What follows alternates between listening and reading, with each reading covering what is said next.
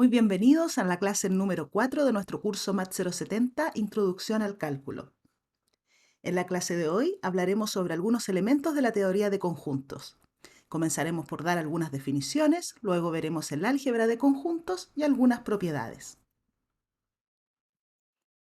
Comencemos por definir qué entenderemos por un conjunto. A pesar de que consideraremos conjunto como un concepto primitivo, podemos definirlo como una colección de elementos u objetos claramente especificados. Los conjuntos se denotan con letras mayúsculas, A, B, C, etc. Si A está en A, diremos que A es un elemento del conjunto A o que A pertenece al conjunto A, y usaremos para indicar esta relación esta notación. Si A no es un elemento de A, diremos que A no pertenece al conjunto A y lo denotaremos de esta forma. Existen varias formas de expresar los conjuntos. La primera de ellas es por extensión. Para expresar un conjunto por extensión, simplemente ponemos todos sus elementos listados entre llaves y separados por comas. Por ejemplo, aquí tenemos el conjunto A, que consiste de los elementos siguientes: 3 séptimos, 2, menos pi, raíz de 3 y 10 a la menos 189. El orden en que se listan los elementos no juega ningún rol y tampoco importa si estos elementos se repiten. Otra forma de definir un conjunto es por comprensión. Dado un conjunto de referencia U, que llamaremos universo, podemos definir un conjunto B como aquel formado por todos los elementos del universo que satisfacen alguna propiedad. Por ejemplo, si U es el universo de los números enteros, entonces podemos definir el conjunto B como el conjunto de aquellos números enteros n que se encuentran entre 2 y 8. Otra forma de definir los conjuntos es por construcción, mediante una fórmula o un algoritmo que permita construir los elementos del conjunto. Por ejemplo, el conjunto C consiste de todos los términos de la forma n al cuadrado, donde n es un número entero. Vemos que en este conjunto se encuentran los elementos 0, 1, 4, 9, 25, etc., es decir, los cuadrados de todos los números enteros. Notamos que los elementos no nulos de este conjunto aparecen dos veces. Piensa tú en cuando n es 1 y menos 1, ambos tienen el mismo cuadrado, 1. O cuando n es 2 o menos 2, ambos números tienen el mismo cuadrado. Por lo tanto, este conjunto C también podría expresarse de la siguiente forma: el conjunto de los términos de la forma n al cuadrado, donde n es un entero positivo o bien cero. Por supuesto, ambas definiciones representan el mismo conjunto C. Y una cuarta forma de representar un conjunto es simplemente listar algunos de sus elementos más representativos. Por ejemplo, el conjunto D, que contiene a los términos 5, 10, 15, 20, 25, y podemos asumir que los siguientes elementos serían 30, 35, 40, etc.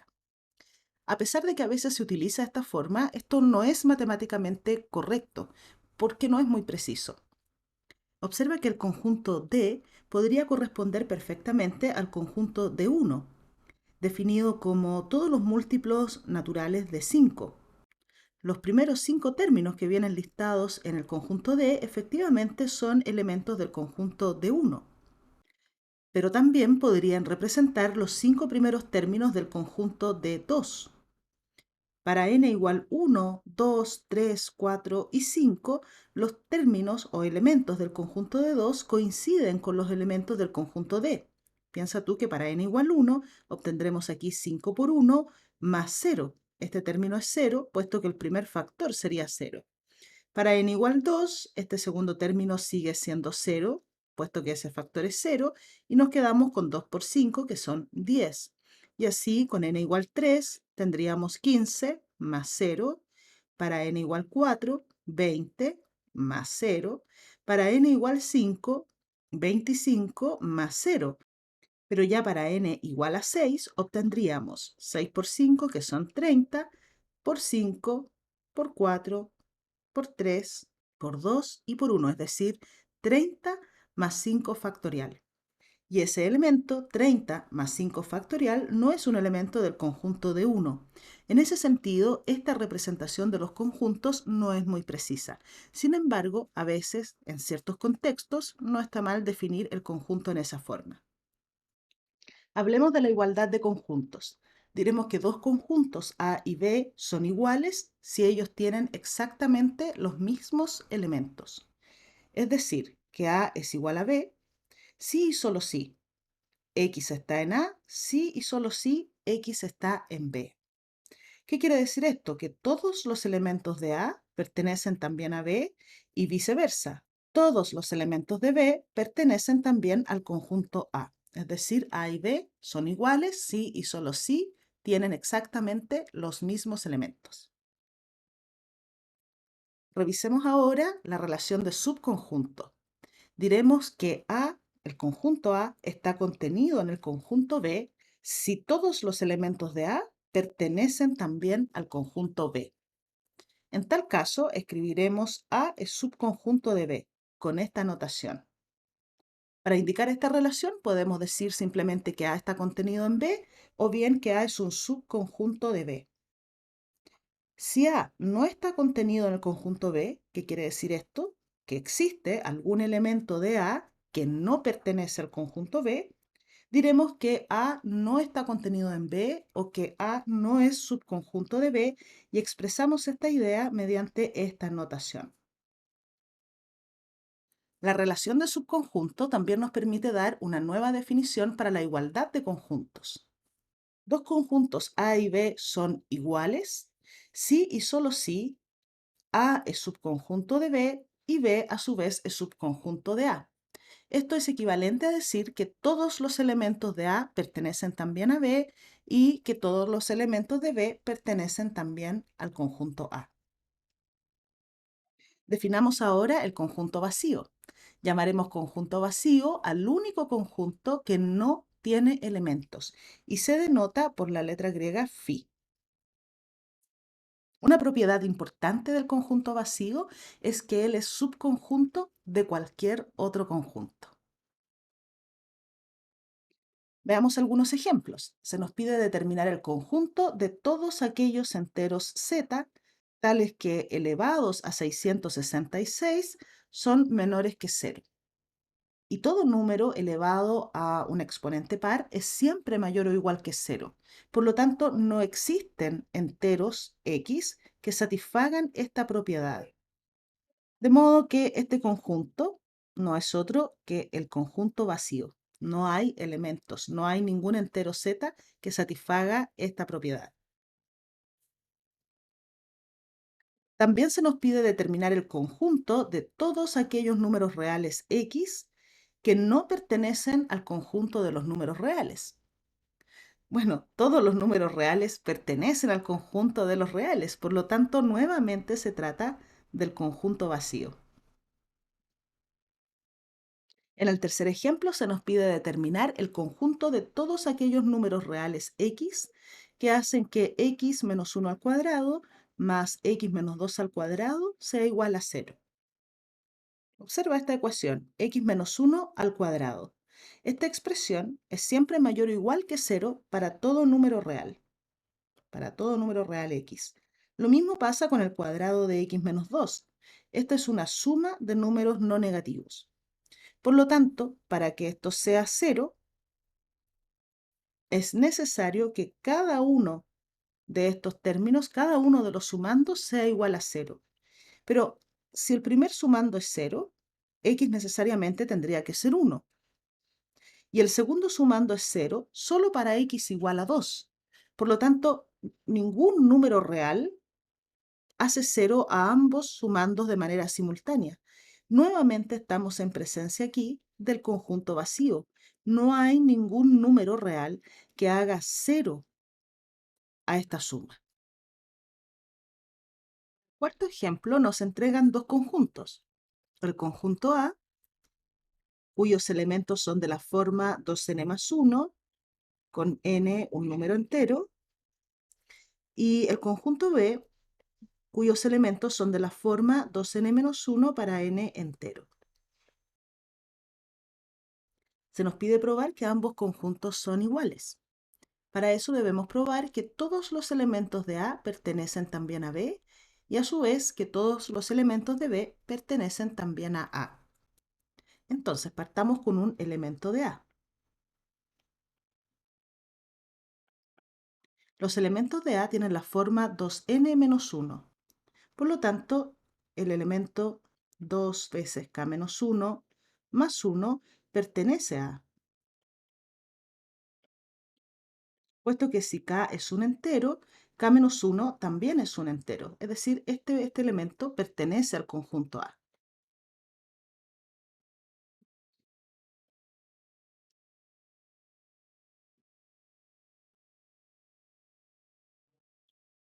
Pero además podemos reescribir A como 2k menos 2 y más 1, es decir, como 2k menos 1, donde k es un entero. Por lo tanto, este elemento A también tiene la forma de los elementos de B. Así es que A también pertenece a B.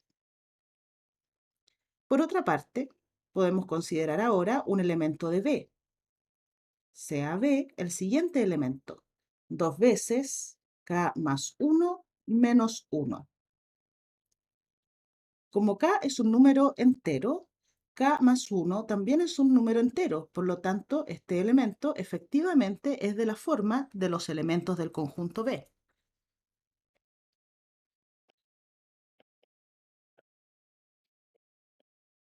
De modo que B pertenece al conjunto B. Y además, B puede ser reescrito como 2k más 2 menos 1, es decir, 2k más 1. Por lo tanto, este elemento también tiene la forma de los elementos de A. Podemos decir que B también pertenece a A. Hemos probado entonces que todo elemento de A es también un elemento de B y que todos los elementos de B son también elementos de A. Por lo tanto, podemos concluir que los conjuntos A y B son iguales. Y en el quinto ejemplo se nos pide probar que el conjunto cuyos elementos son de la forma 16 a la n con n entero está contenido en el conjunto de los elementos de la forma 4 a la n con n entero, pero que ambos conjuntos son distintos. Veamos.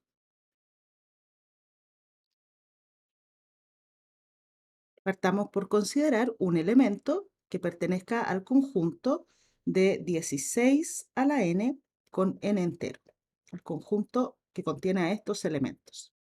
Queremos probar que todo elemento de este conjunto pertenece también al conjunto de los elementos de la forma 4 a la n con n entero. Es decir, que A es de la forma 16 a la n con n entero.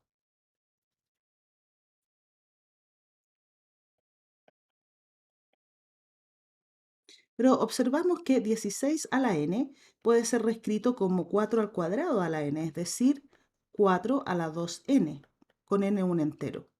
Y por lo tanto, este elemento A, que es una potencia par de 4, pertenece a este conjunto.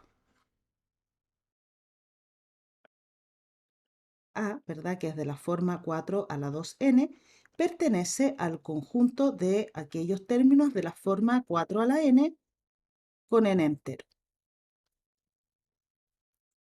Eso demuestra que el conjunto de los términos 16 a la n con n entero está contenido o es un subconjunto del conjunto de aquellos elementos de la forma 4 a la n con n entero.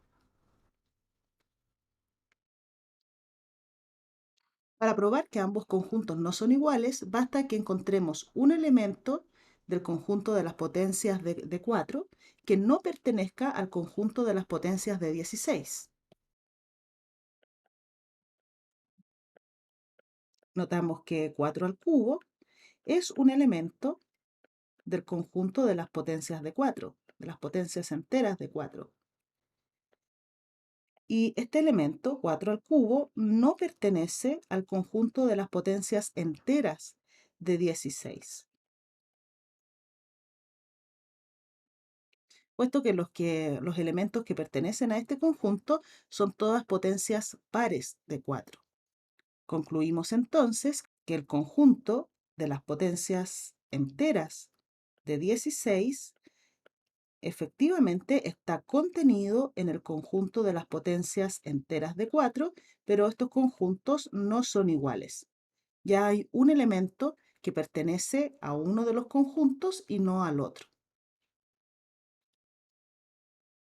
Definamos ahora algunas operaciones con conjuntos. Sean A y B subconjuntos de un universo de referencia U. Definimos la unión de A y B como el conjunto que denotaremos por A unión B y consiste de todos aquellos elementos del universo que pertenecen a A o pertenecen a B. Recuerda la tabla de verdad del conectivo O. La proposición P o Q es verdadera siempre que al menos una de las proposiciones que la compone sea verdadera. Por lo tanto, ¿qué elementos viven en la unión de A y B?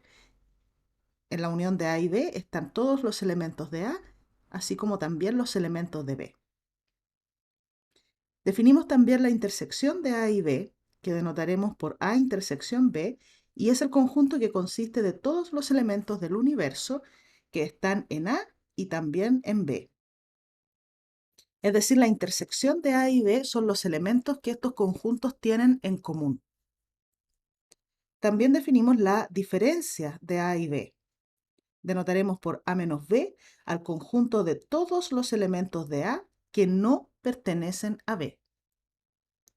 El complemento de un conjunto A. Se define el complemento de A, que denotamos por A complemento, como la diferencia entre el universo y el conjunto A. Es decir, son todos los elementos del universo que no pertenecen al conjunto A. Y por último, definimos la diferencia simétrica de A y B, que denotamos de esta forma: A diferencia simétrica B. Y se define como la unión entre el conjunto A menos B y el conjunto B menos A. En el primer conjunto, A menos B, están todos los elementos de A que no pertenecen a B, los cuales unimos al conjunto B menos A, que son todos los elementos que pertenecen a B, pero no están en A. Una manera práctica de representar los conjuntos es a través de diagramas de Venn. Estos nos permiten visualizar las operaciones con conjuntos que acabamos de definir. Por ejemplo, si tenemos los conjuntos A y B, representados por cada uno de estos diagramas, el conjunto A unión B puede representarse pintando todos los elementos que están en A o bien están en B. La intersección de los conjuntos A y B se puede representar de esta manera: los elementos que ambos conjuntos tienen en común. La diferencia B menos A se representa de esta forma: consiste en todos los elementos que están en B, pero que no pertenecen al conjunto A. Y por último tenemos A complemento. El complemento de A se define como todos aquellos elementos que no pertenecen al conjunto A. Veamos algunas otras propiedades. Sean A, B y C conjuntos de un universo de referencia U. Entonces, A es un subconjunto de B si y solo si B complemento está contenido en A complemento. 2. Si A es un subconjunto de B, entonces la intersección de A y B es igual a A y la unión de A y B es igual a B. Esto es fácil de visualizar a través de diagramas de Venn. Digamos que este es nuestro conjunto B y en su interior tenemos el conjunto A. A está contenido en B. La intersección de ambos conjuntos serían los elementos que ambos conjuntos tienen en común. En este caso sería A. Y la unión de A y B son todos los elementos que están en A o bien están en B. Es decir, sería todo el conjunto B. Propiedad 3. Si A es un subconjunto de B y B a su vez es un subconjunto de C, entonces A es un subconjunto de C. Nuevamente, a través de los diagramas podemos representar esta relación. Dibujaremos aquí un conjunto C que contiene a B y a su vez B contiene a A. Por lo tanto, si A es subconjunto de B, también lo es del conjunto C. Propiedad 4. La intersección de A y B está contenida en A y A su vez está contenida en la unión. Veámoslo nuevamente a través de diagramas. Si tenemos los conjuntos A y B, notamos que la intersección de A y B que corresponde a este conjunto está contenida en A. Es un subconjunto de A. Por otra parte, el conjunto A está contenido en la unión de ambos conjuntos. El conjunto A está contenido dentro de la unión. Veamos ahora algunas identidades fundamentales. Muchas de las propiedades que están listadas aquí pueden ser representadas fácilmente a través de diagramas de Venn. En muchas ocasiones es muy útil hacerlo para que puedas visualizar estas propiedades. La primera propiedad se llama identidad y nos dice que la intersección entre un conjunto A y el universo es igual a A. Como decíamos, pensemos en términos de diagramas. Digamos que tenemos un conjunto A dentro de nuestro universo U.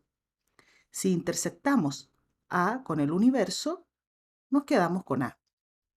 La intersección de A y el conjunto vacío es el conjunto vacío, puesto que la intersección consiste de todos los elementos en común entre ambos conjuntos.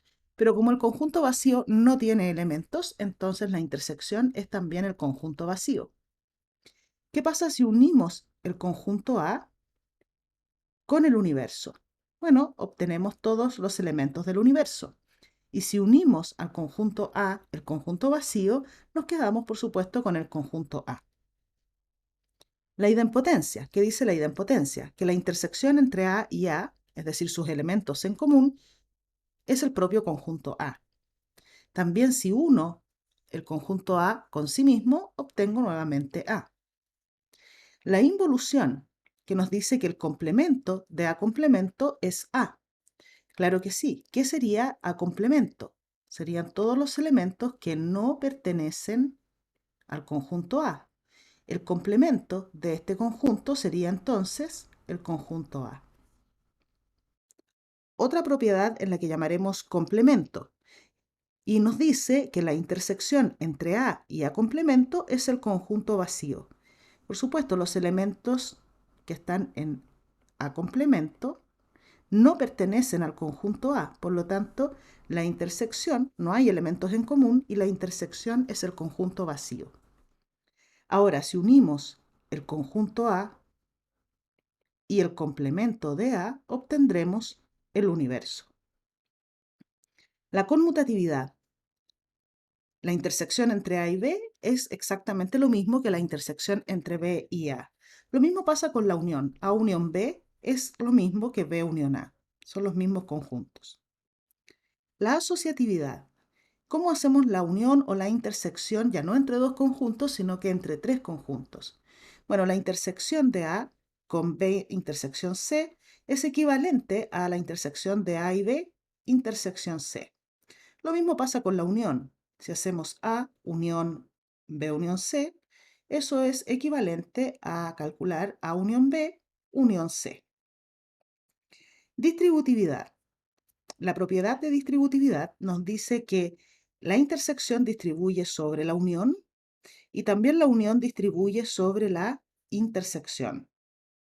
Las leyes de De Morgan, que nos hablan sobre el complemento de la intersección y el complemento de la unión. El complemento de A intersección B es la unión entre el complemento de A y el complemento de B. El complemento de la unión de A y B es la intersección entre A complemento y B complemento. Revisemos ahora un par de ejemplos. En este primer ejercicio se nos pide considerar los conjuntos A, cuyos elementos son 6 y menos A, y B, cuyos elementos son A cuadrado más 5, A menos 8 y 1. Bajo la condición de que A esté contenido en B, se nos pide determinar el valor de A. Recordemos que para que A esté contenido en B, todos los elementos de A deben ser también elementos de B. Esto quiere decir que 6 debe ser uno de los elementos de B y que menos A también debe ser uno de los elementos de B. Escribamos esto. Si A es un subconjunto de B, entonces 6, que es un elemento de A, debe ser igual a uno de los elementos de B. Esto sería 6 o es igual a A cuadrado más 5 o 6 es A menos 8. De inmediato podemos descartar que 6 sea igual a 1, ¿no? De modo que esas son las posibilidades que tenemos para que 6 sea un elemento de B. También necesitamos que menos A sea un elemento de B. Debe ser igual a uno de sus tres elementos. Entonces, y menos A o es igual a A cuadrado más 5 o menos A es igual a A menos 8 o bien menos A es igual a 1. Para que ambos elementos de A sean también elementos de B, debe ser verdadera esta proposición que es un y. Recuerda que el y es verdadero solo cuando ambas proposiciones que la componen son verdaderas. Por lo tanto, nuestro trabajo ahora es encontrar algún valor de A que haga verdadera tanto a la primera como a la segunda proposición. Veamos, reescribamos esto de manera equivalente. Cuando decimos que 6 es igual a A cuadrado más 5, estamos diciendo que A cuadrado debe ser igual a 1. O bien, 6 igual a A menos 8. Eso equivale a decir A igual a 14. Y la segunda proposición dice menos A igual a A cuadrado más 5, que equivale a decir A cuadrado más A más 5 igual a 0. O menos A igual a A menos 8. Eso es equivalente a 2A igual a 8. O bien menos A igual a 1, que equivale a A igual a menos 1. En la primera proposición tenemos A cuadrado igual 1. Esto quiere decir que el valor absoluto de A también debe ser 1. Si extraemos raíz cuadrada en esta igualdad, obtenemos a la izquierda raíz de A cuadrado, que equivale al valor absoluto de A. O bien A igual 14. Y en la segunda proposición tenemos A cuadrado más A más 5 igual a 0. Veamos si esta expresión cuadrática tiene raíces, es decir, si existe algún valor de A que anule esta expresión. Eso depende del discriminante. Pero observa que el discriminante de esta expresión cuadrática es 1, menos 4 por 1 y por 5. Es decir, el discriminante es menor que 0, de modo que no hay ningún valor de A en R que haga que esta expresión sea 0. No tenemos valores de A que satisfagan esa igualdad. Por lo tanto, nos quedamos con las otras dos posibilidades que nos dicen que o A es 4 o A es menos 1. Así, las posibilidades se reducen a A igual 1 o A igual a menos 1 o A igual 14 y A igual 4 o A igual menos 1. Observa que el único valor de A que hace verdadera tanto a la primera como a la segunda proposición y por lo tanto al i es A igual a menos 1. De donde podemos concluir que si A es un subconjunto de B, entonces necesariamente A debe ser igual a menos 1. Ese es el único valor de A que asegura que los dos elementos del conjunto A sean también elementos del conjunto B. Revisemos un segundo ejemplo. Aquí se nos pide probar que A menos C unión B menos C es igual al conjunto A unión B menos C. ¿Qué debemos hacer? Como debemos probar esta identidad, debemos seleccionar uno de los lados de la igualdad y, mediante álgebra de conjuntos, transformarlo en el otro. Pero antes de eso, recordemos la diferencia de conjuntos. ¿Cómo se define el conjunto A menos B? Son todos los elementos que pertenecen a A y no pertenecen a B. Eso también se puede escribir de la siguiente forma. El conjunto A menos B se puede expresar como la intersección entre el conjunto A y B complemento, puesto que en la intersección de la derecha tenemos todos los elementos que están en A y no están en B. Recuerda que en B complemento viven todos los elementos que están fuera de B. Ok, intentemos demostrar la identidad. Yo seleccionaré el lado derecho de la igualdad y mediante operaciones con conjuntos y sus propiedades intentaré transformarlo en el lado izquierdo. Entonces partamos de ahí. A unión B menos C. Lo primero que haré será reescribir la diferencia de conjuntos en estos términos. Entonces, A unión B menos C es equivalente A unión B intersección con C complemento. Y entonces, si recordamos las propiedades de las operaciones con conjuntos, recordamos que la intersección de conjuntos distribuye sobre la unión. Por lo tanto, podemos reescribir esta última expresión como A intersección C complemento, unión B intersección C complemento. Nuevamente, vemos que obtuvimos aquí A intersección C complemento. Obtuvimos esto. Por lo tanto, podemos expresar este conjunto como la diferencia entre A y C. Unión con B intersección C complemento. Nuevamente, podemos expresar esto como una diferencia, como la diferencia entre B y C. Por lo tanto, hemos probado que la unión de A y B menos C es equivalente a A menos C unión B menos C, que es precisamente lo que se nos pedía probar. Con estos ejemplos damos por terminada la clase de hoy. Muchas gracias por tu atención y nos vemos en la próxima clase. Hasta entonces.